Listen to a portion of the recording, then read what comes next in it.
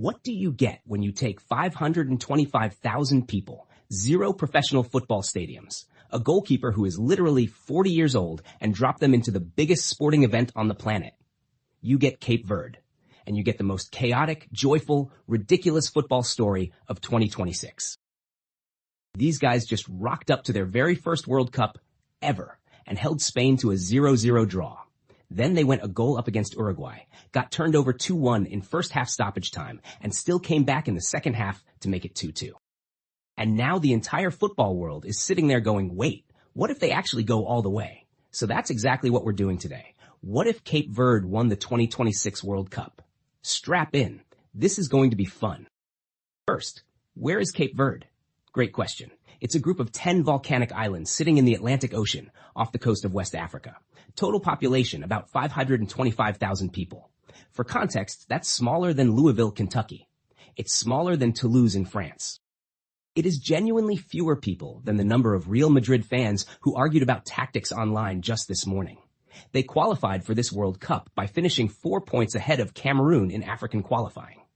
Cameroon? A country with 40 times their population. 4 points ahead. And then they got drawn into Group H alongside Spain, Uruguay, and Saudi Arabia.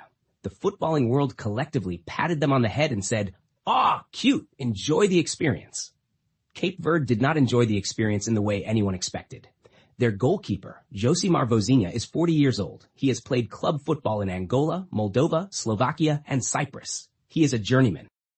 0 goals. Spain got 0 goals. Vozinha got man of the match. He also got 14 million Instagram followers overnight, which I'm not sure he was fully prepared for, but he handled it beautifully.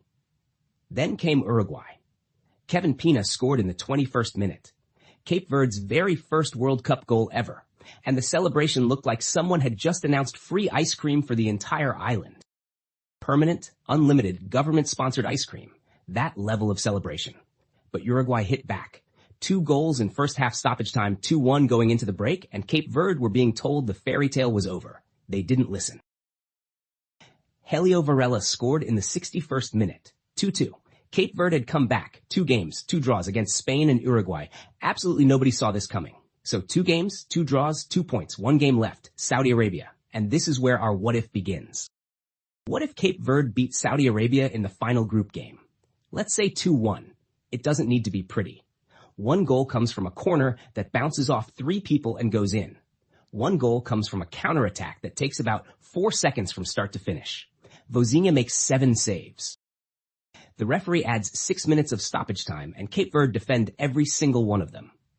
Final whistle. 5 points. Cape Verde are through to the knockout rounds. And in the other game playing at the exact same time, Uruguay beat Spain. Yes, that's Spain. The same Spain who thrashed Saudi Arabia 4-0. Gone. And that means Cape Verde finished second in Group H, behind Uruguay on goal difference.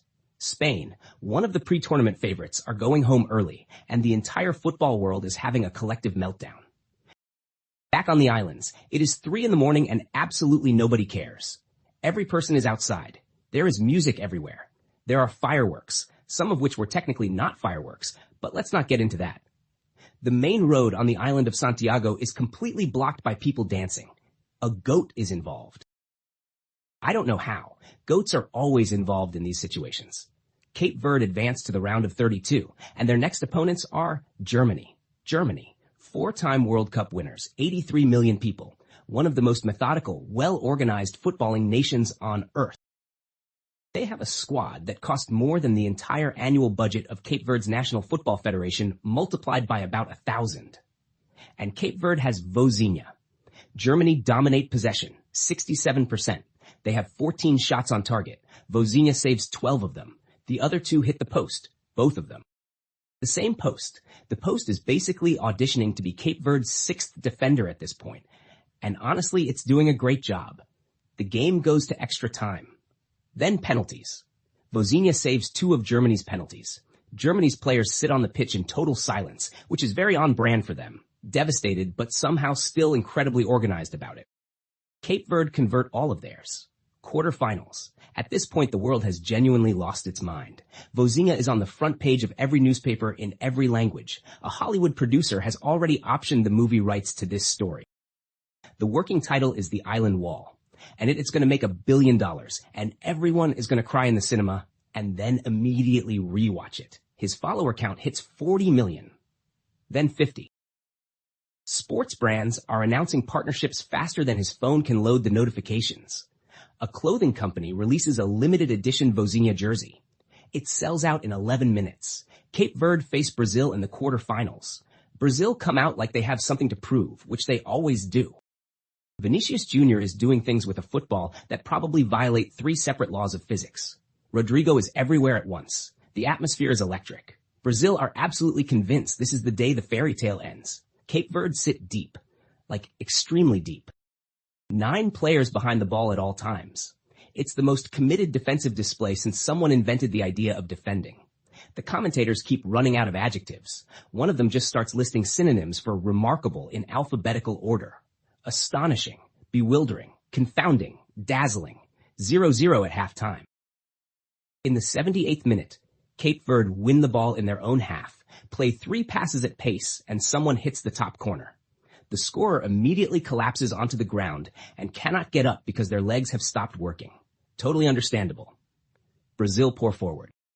Vozinha makes 4 saves in the final 12 minutes, including one with one hand that makes the commentator literally just stop talking for 3 full seconds because there are no words. Cape Verde win 1-0. They are in the semifinals of the World Cup. Semifinal. Cape Verde versus France. France score first. Of course they do. Mbappe run, clinical finish, everything you'd expect. Cape Verde have to come from behind again. This team has built their entire tournament on coming from behind, and it's starting to feel less like a coincidence and more like a personality trait. Cape Verde equalize in the second half. The goal is scrappy and beautiful, and the players are crying before they've even finished celebrating. The coaches are crying. Vozinha is down at the other end of the pitch, and he is also somehow crying. One of the assistant referees might be crying. Nobody is entirely sure. Extra time. Penalties again. This team runs on penalties the way other teams run on possession and pressing. Vozinha saves the first French penalty. Cape Verde score all 5 of theirs. They are in the final. Back on the islands, the Prime Minister announces a national holiday. Then a second national holiday. At some point someone suggests that they could replace all the days with national holidays permanently, and nobody disagrees. The World Cup final. Cape Verde versus Argentina.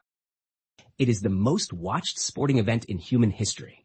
The broadcast rights have been sold approximately 4 times over. Grandmothers who have never watched a football match in their lives are tuning in from every island. A fishing boat in the Atlantic is streaming the game on a phone tied to the mast. The captain refuses to sail until it's over.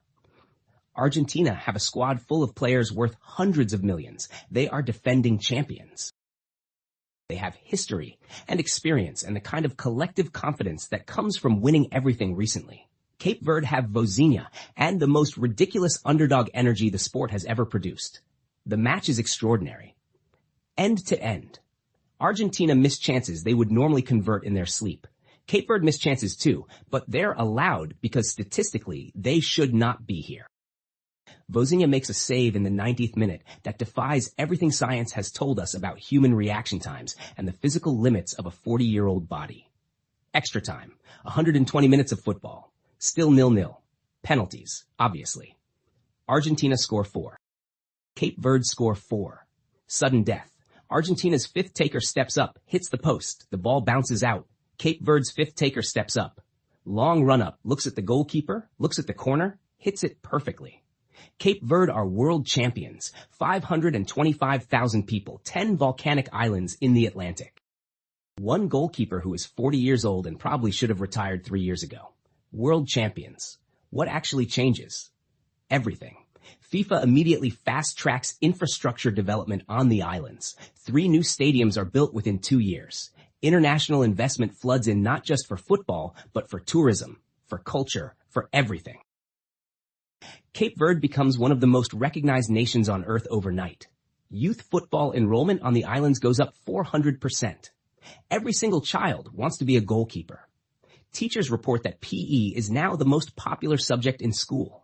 This has never happened before in recorded history. Cape Verde away jerseys become the most purchased football shirts on the planet. Their games sell out in minutes. They become the team everyone wants to see, the story everyone wants to follow. Vozinha retires after the tournament. He gives a speech that makes every single person watching it cry, regardless of nationality, language, or previous interest in football. A statue is built in his honor, then a second one because one was not enough. A third is proposed and passed unanimously by Parliament in under 4 minutes. And for Africa, for the diaspora, for every small nation that has ever been told they're too small, too poor, too inexperienced, Cape Verde becomes proof that it's possible. That football really doesn't care how many people you have or how big your budget is. Sometimes a 40-year-old goalkeeper from a tiny island just decides that today is his day, and nobody on earth can do anything about it. Here's the wild thing, though. This isn't fully fiction yet. Cape Verde are still in this World Cup, right now. They have 2 points. They have 1 game left, against Saudi Arabia. And everything we just described, every single part of it, starts with winning that game. After watching Vozinha play, I genuinely would not bet against him. What do you think? Can Cape Verde actually do it? Tell me in the comments. And if you want more of these impossible what-ifs from the wildest World Cup in history, subscribe, because this tournament is nowhere near done yet. See you in the next one.